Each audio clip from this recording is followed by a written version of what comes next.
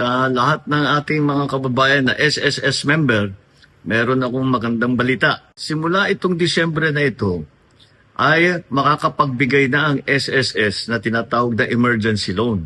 Dahil habang nasa ilalim, halimbawa, ng national emergency, ay magbibigay ng emergency loan ang SSS. Ito ay isang pautang na ang bayad ay mababa lang, 7% lang. Bukod pa riyan, ay meron tinatawag na 6-month moratorium.